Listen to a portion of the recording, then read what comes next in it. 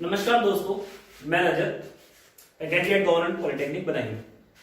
इससे पिछले लेक्चर में सीएनएससी में हम लोगों ने सोलर एनर्जी को पढ़ा, कन्वेंशनल और नॉन कन्वेंशनल एनर्जी को पढ़ा कि क्या होते हैं कन्वेंशनल एनर्जी और क्या होते हैं non conventional energy, solar energy क्या होता है और सोलर एनर्जी के एप्लीकेशंस। आज हम नॉन कन्वेंशनल एनर्जी में अगला टॉपिक पढ़ने वाले हैं और टॉपिक का नाम है विंड।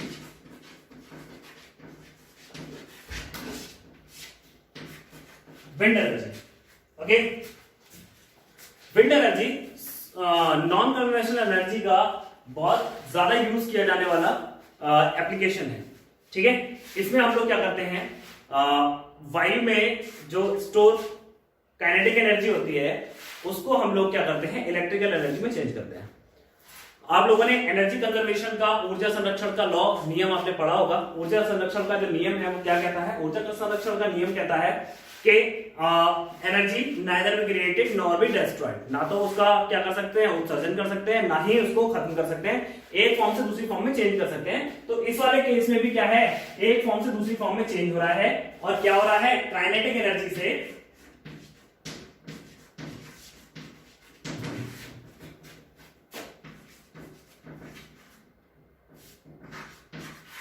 काइनेटिक एनर्जी से हम लोग क्या कर रहे हैं, मैकेनिकल एनर्जी में बदल रहे हैं।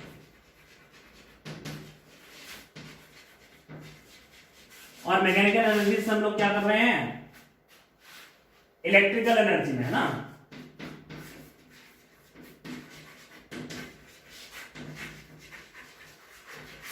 इलेक्ट्रिकल एनर्जी में चेंज कर रहे हैं। ठीक है, विंड एनर्जी का बेसिक कॉन्सेप्ट क्या है, विंड एनर्जी का बेसिक कॉन्सेप्ट ये है कि हवा की जो विंड की जो काइनेटिक एनर्जी होती है उसको हम लोग क्या करते हैं, विंड की काइनेटिक एनर्जी को मैकेनिकल एनर्जी में बदलते हैं और मैकेनिकल एनर्जी से उसको हम इलेक्ट्रिकल एनर्जी में बदल देते हैं। और ऐसा हम करते कैसे हैं, ऐसा हम करते कैसे हैं, तो ऐसा हम लोग करते हैं विंड मिल के द्वारा। किसके द्वारा,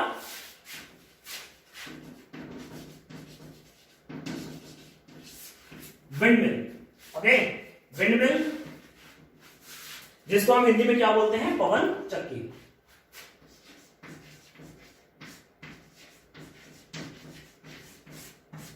अगर हम विंड मिल के कंस्ट्रक्शन में के बारे में बात करें तो विंड मिल के कंस्ट्रक्शन में क्या होते हैं, उसके पंख होते हैं। ठीक है, जिसको हम लोग बोलते हैं इंपेलर्स। ठीक है, एक इंपेलर होता है और विंग्स होते हैं उसकी। ठीक है, इंपेलर, विंग्स और अंदर क्या होता है, मोटर लगा होता है। ठीक है, अगर हम इसके बारे में बात करें,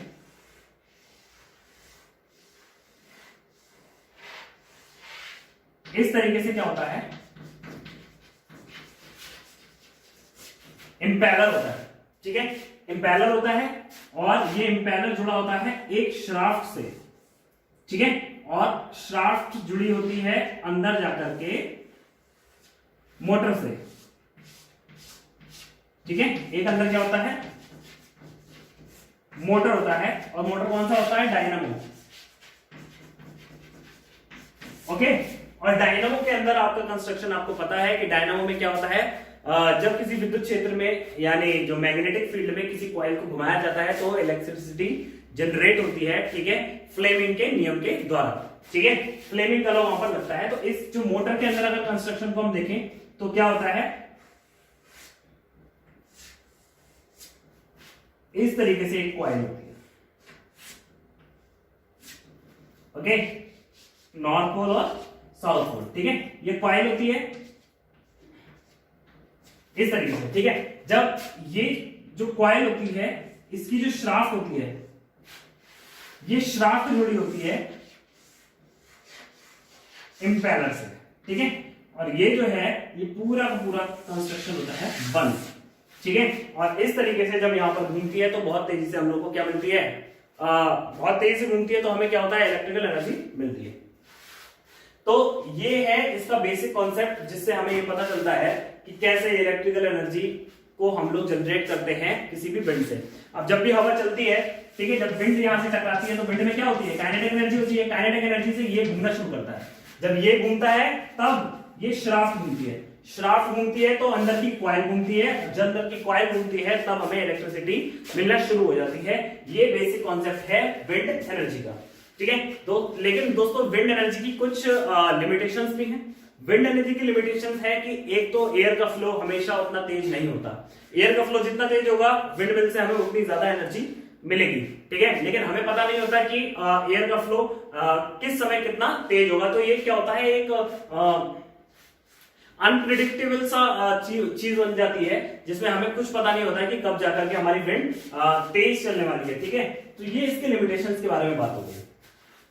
अब बात करते हैं कि विंड एनर्जी के जो प्लांट्स हैं, विंड मिल्स हैं, ये लगते कहाँ हैं, ठीक है। तो ये ऐसे पठारी क्षेत्रों में लगते हैं जहां पर हवा का, वायु का प्रवाह ज्यादा तेज होता है। दुनिया में सबसे ज्यादा यूज इनका न्यूजीलैंड में किया जाता है। न्यूजीलैंड में विंड के बहुत बड़े बड़े प्लांट्स लगे होते हैं विंड मिल्स के, ठीक है। वहां पे बहुत सारे कलेक्ट करके इनको लगाया जाता है, ठीक है। अगर मैं इसकी बेसिक कंस्ट्रक्शन की बात करूं तो इसका कंस्ट्रक्शन कुछ इस तरीके का होता है,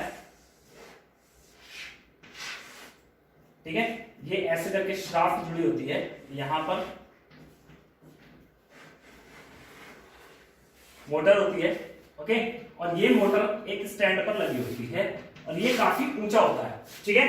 एयर का फ्लो यहां से आता है और यहां से इसके कनेक्शंस होते हैं वायर के, जिससे हमें इलेक्ट्रिसिटी मिलती है, ठीक है। तो ये था आपका विंड एनर्जी, ठीक है। इसके लिमिटेशंस और इसके जो रिटेन नोट्स हैं वो आपको प्रोवाइड कराए जाएंगे।